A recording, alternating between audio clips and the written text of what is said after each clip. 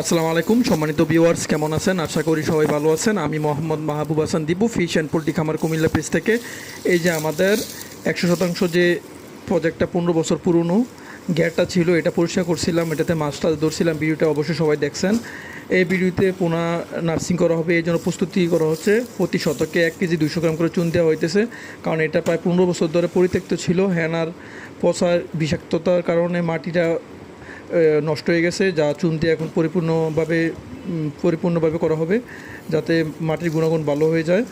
প্রত্যেক শতকে 1 কেজি 200 গ্রাম করে আমরা চুন দিতেছি ইনশাল্লাহ।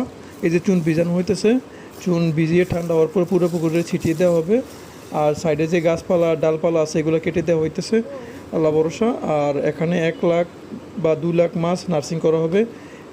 সিপি তেলাপিয়া, যাদের মাছ লাগবে অবশ্যই যোগাযোগ করবেন। এইটা হলো লাস্ট চালান সিপি কোম্পানির। এই লাস্ট চালানের মধ্যে আমরা 2 লাখ পোনা অর্ডার দিছি। আলহামদুলিল্লাহ 2 লাখ পোনা নার্সিং করা হবে। আরও 7 লাখ পোনা নার্সিং ছিল, এখান থেকে 4 লাখ বিক্রি হয়ে গেছে, আর 3 লাখ আছে।